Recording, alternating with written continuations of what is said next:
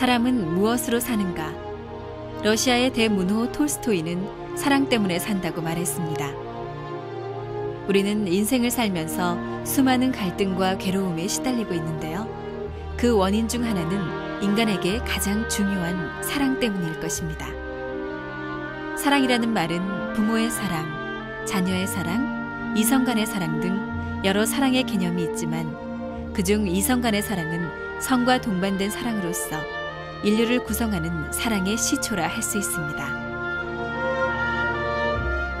현 시대를 살고 있는 사람들의 원초적인 본능, 성과 사랑. 사람들은 정신적인 사랑과 육체적인 사랑, 두 속성 안에서 갈등하기도 하고 행복하기도 합니다.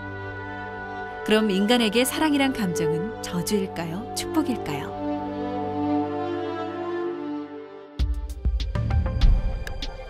우리 인간은 누구나 사랑 관계에서 탄생된 존재이지만 인생 속에서 사랑의 감정으로 인한 고뇌와 갈등은 역사 속으로 악순환되고 있습니다.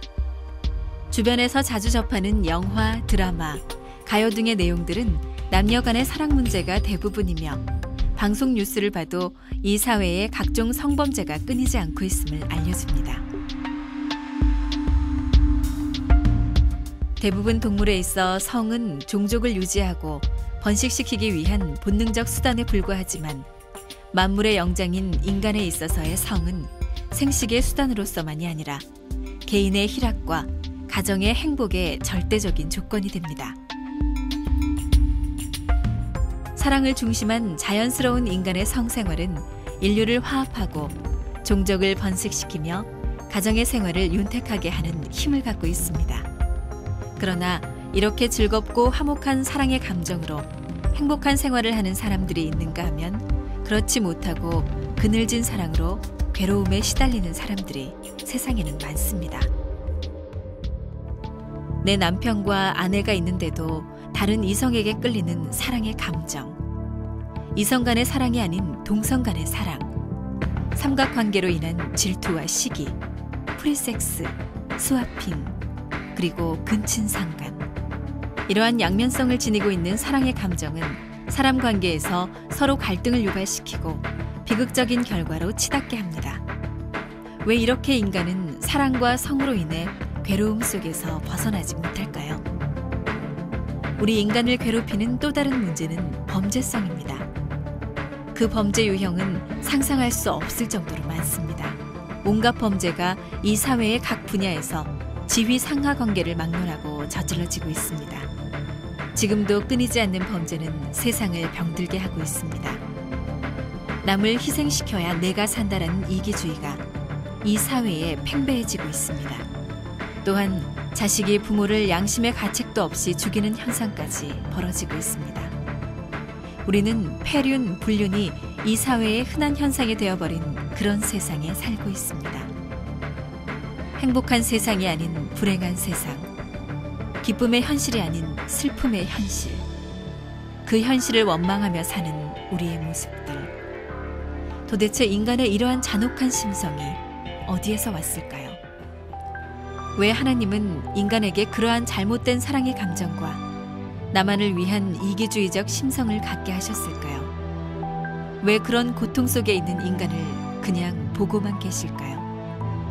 하나님과 소통할 수 없으니 도저히 알 수 없습니다. 독일의 철학자 니체가 신은 죽었다라고 주장한 것처럼 과연 신의 죽음이 이러한 세상을 만들었을까요? 또한 이러한 갈등의 세상이 되기까지 진화론에 입각한 무신론자들은 하나님을 부정하게 했고 인간은 인간의 종기성을 무시당한 채 동물들이 정글 속에서 사는 것처럼 약육강식의 삶을 살아야 했습니다. 그래서 전쟁의 원인도 인간의 잘못된 욕망과 탐욕으로부터 시작됐다고 볼 수 있습니다. 그리고 인간의 싸움을 중재하고 인간 정신을 선도해야 할 종교가 하나님의 창조 이상을 모르고 자신들만의 신으로 해석하여 서로 싸우는 역사를 남겼습니다. 유대교와 회회교가 싸우고 구교와 신교가 싸우고 기독교와 불교가 싸우고 심지어 같은 종교의 교파끼리도 싸우고 있습니다. 하나님의 정확한 창조 이상을 해명하지 못한 채 인간과의 소통 단절은 분열과 분쟁이 끊이지 않는 절망과 탄식의 한숨소리, 고통과 슬픔의 눈물이 가득 찬 세계를 영원히 지속시킬 것입니다. 그럼 우리는 하나님과 소통할 수 없는 원인과 잘못된 본능의 원인을 밝힐 수는 없을까요? 어느 속성이든 위에서 아래로 유전되어진다는 것을 우리는 과학을 통해 잘 알고 있습니다. 그렇기 때문에 이러한 인간의 본능은 어디에서부턴가 잘못되어 유전을 통해 내려온 것임을 짐작할 수 있습니다.